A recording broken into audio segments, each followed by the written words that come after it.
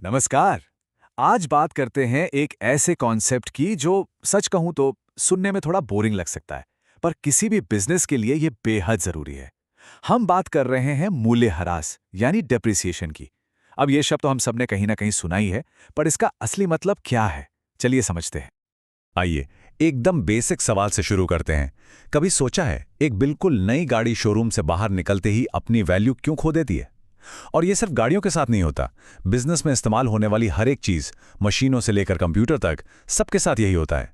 तो सवाल ये है कि आखिर ऐसा होता क्यों है?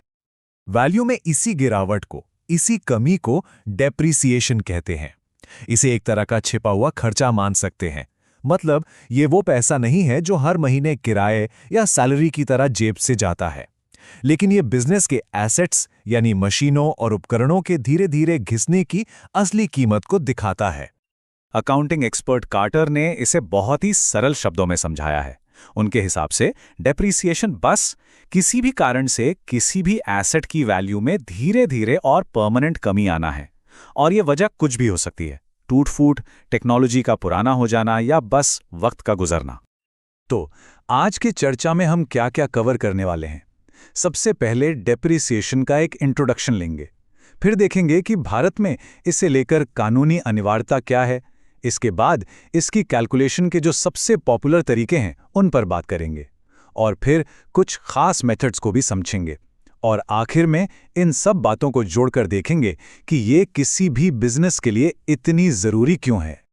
ठीक है, तो अब ये तो समझ आ गया कि डेप्रिसिएशन है क्या, पर सवाल ये है कि ये इतना ज़रूरी क्यों है। देखिए, ये सिर्फ एक अच्छी अकाउंटिंग प्रैक्टिस नहीं है, बल्कि ये एक कानूनी ज़रूरत भी है। ये टाइमलाइन ना एक बड़ी दिलचस्प कहानी बताती है। सोचिए, 1960 से पहले भारत में डेप्रिसिएशन दिखाना या न दिखाना कंपनियों की मर्जी पर था। लेकिन फिर 28 दिसंबर 1960 को सब बदल गया। कंपनी अधिनियम के तहत इसे अनिवार्य यानी मैंडेटरी कर दिया गया, और आज तो इनकम टैक्स एक्ट भी यही कहता है। ये एक बहुत बड़ा बदलाव था, जो दिखाता है कि किसी भी बिजनेस के लिए इसे समझना कितना क्रिटिकल है। तो सवाल उठता है कि अकाउंटेंट्स इस घटती हुई वैल्यू को कैलकुलेट कैसे करते हैं? क्या कोई सीक्रेट फॉर्मूला है? खैर, सीक्रेट तो नहीं, पर हाँ, इसके लिए कुछ अलग अलग मेथड्स जरूर हैं। आइए दो सबसे कॉमन तरीकों को देखते हैं। पहला तरीका है फिक्स्ड इंस्टॉलमेंट मेथड, जिसे स्ट्रेट लाइन मेथड भी कहते हैं। और ये सबसे सीधा और सरल तरीका है। मान लीजिए 1 लाख रुपए की एक मशीन खरीदी गई और उम्मीद है कि ये 10 साल चलेगी। तो स्ट्रेट लाइन मेथड के हिसाब से हर साल 10,000 रुपए का डेप्रिसिएशन चार्ज किया जाएगा। सिंपल है ना? अब दूसरा जो मेन मेथड है वो है डिमिनिशिंग बैलेंस मेथड। ये थोड़ा सा कॉम्प्लेक्स है, पर ज्यादातर मामलों में ये ज्यादा रियलिस्टिक पिक्चर देता है। इसमें होता क्या है कि डेप्रिसिएशन एसेट की ओरिजिनल कॉस्ट पर नहीं, बल्कि हर साल उसकी बची हुई वैल्यू पर काटा जाता है। तो इन दोनों तरीकों में फर्क क्या है? देखिए, स्ट्रेट लाइन मेथड में हर साल डेप्रिसिएशन का अमाउंट फिक्स रहता है और एसेट की वैल्यू आखिर में जीरो हो जाती है। वहीं डिमिनिशिंग बैलेंस मेथड में हर साल डिप्रिसिएशन कम होता जाता है और एसेट की वैल्यू कभी भी पूरी तरह से जीरो नहीं होती। ये इस बात को दिखाता है कि किसी भी चीज की वैल्यू शुरू में तेजी से घटती है। अच्छा, तो ये तो हो गए दो सबसे पॉपुलर तरीके, लेकिन इनके अलावा भी कुछ और मेथड्स हैं जो खास सिचुएशन में काम आते हैं। क्योंकि जाहिर है, हर बिजनेस और हर एसेट एक जैसा नहीं होता, तो कभी कभी एक अलग अप्रोच की जरूरत पड़ती है।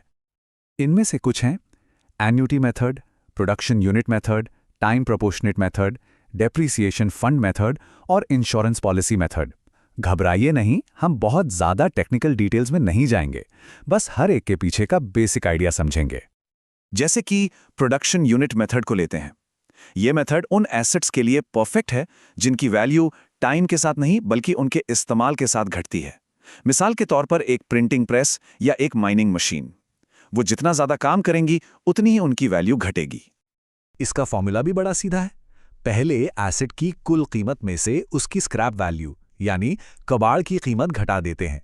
फिर उसे उस एसेट की टोटल प्रोडक्शन कैपेसिटी से डिवाइड कर देते हैं। इससे हमें पर यूनिट डेप्रिसिएशन मिल जाता है। मतलब एक साल में जितने यूनिट्स बने उतना डेप्रिसिएशन। लॉजिकल है ना? अब कुछ मेथड सिर्फ अकाउंटिंग के लिए नहीं है, बल्कि वो फ्यूचर प्लानिंग का भी एक जबरदस्त टूल है। और डेप्रिसिएशन फंड मेथड इसका एक बेहतरीन उदाहरण है। इसका मकसद सिर्फ एसेट्स की घटती वैल्यू दिखाना नहीं, बल्कि उसे बदलने के लिए पैसे का इंतजाम करना है। इसमें होता क्या है कि बिजनेस हर साल अपने प्रॉफिट का एक हिस्सा अलग रखता है। इस पैसे को बाहर कहीं इन्वेस्ट कर दिया जाता है और उससे जो ब्याज मिलता है उसे भी री इन्वेस्ट करते रहते हैं। फिर जब उस एसेट की लाइफ खत्म हो जाती है तो इन इन्वेस्टमेंट्स को बेचकर जो पैसा मिलता है उससे नया एसेट खरीद लिया जाता है। बहुत स्मार्ट तरीका है ये फ्यूचर के लिए तैयार रहने का। इसी से मिलता जुलता एक और तरीका है इंश्योरेंस पॉलिसी मेथड। इसमें पैसा सिक्योरिटीज में इन्वेस्ट करने के बजाय एक इंश्योरेंस पॉलिसी में लगाया जाता है। ये भी एक तरह का सेविंग प्लान ही है, हालांकि इसमें आमतौर पर रिटर्न यानी ब्याज थोड़ा कम मिलता है। तो हमने कई अलग अलग तरीकों को समझा। अब इन सब बातों को समेटते हैं और इस सवाल पर वापस आते हैं कि आखिर ये सब इतना जरूरी क्यों है? Why does depreciation matter? तो जो बड़ी बातें हमें याद रखनी है वो ये हैं कि डेप्रिसिएशन एक ज़रूरी नॉन कैश खर्च है जो एसेट की घटती वैल्यू को दिखाता है। कौन सा मेथड चुना जाता है, इसका सीधा असर कंपनी के प्रॉफिट और टैक्स पर पड़ता है।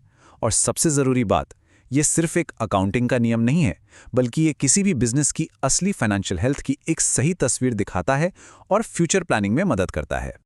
और यहीं पर हम एक आखिरी सवाल पर आकर रुकते हैं।